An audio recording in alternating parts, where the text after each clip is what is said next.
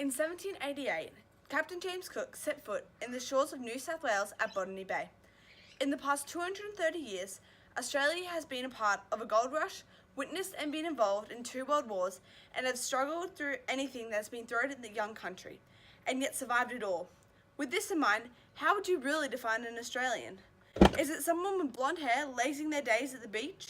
Is it someone who lives off the land? Someone who puts their friends and family first?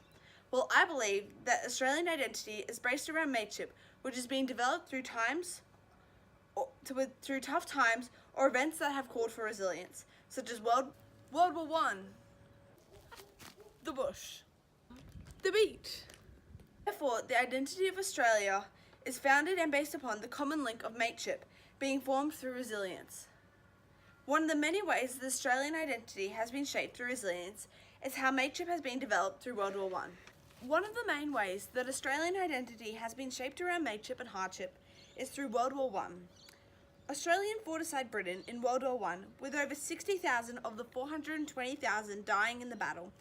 However, from one of the costliest conflicts to date, something even more valuable rose from the devastation: the value of mateship.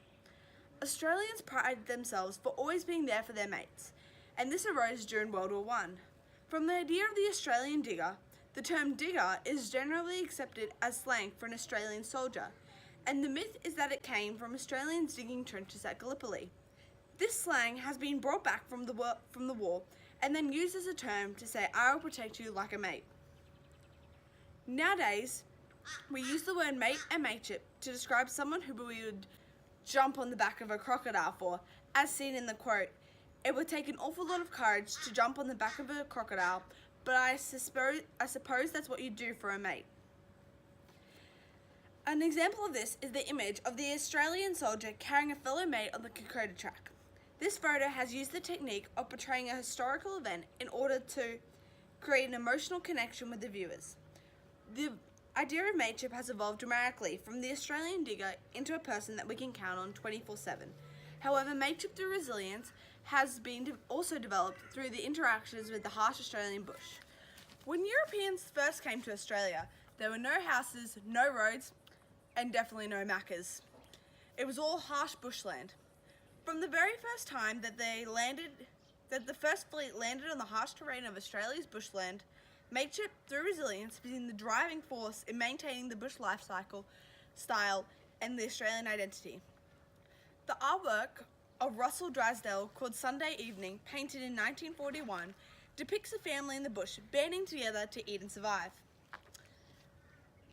Drysdale uses lots of colours in the artwork to communicate to the viewer that even though the bush is a dangerous environment, the family is very happy as long as they have each other.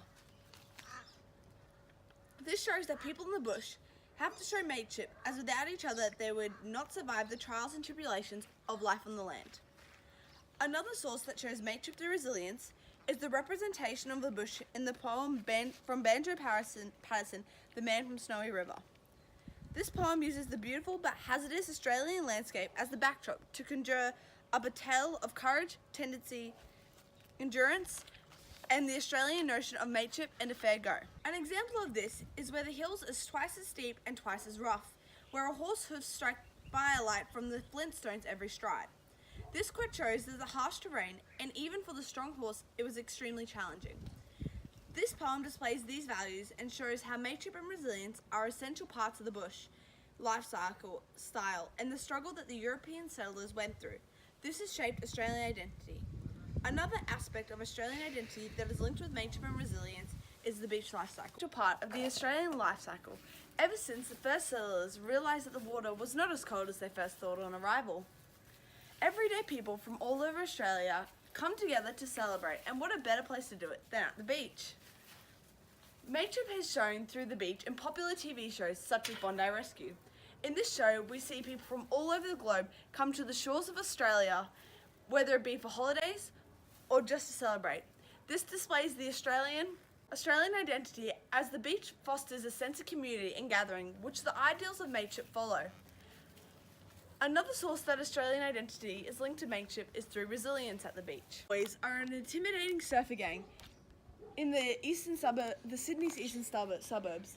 The documentary shows how the group was formed, what they are up to, what they are up against, and what they are fighting for.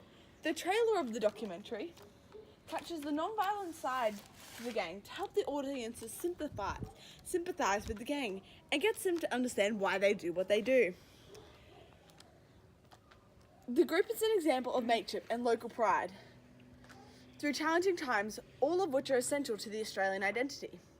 By exploring the concept of mateship through resilience through the beach, it can be determined that this is the true Australian identity.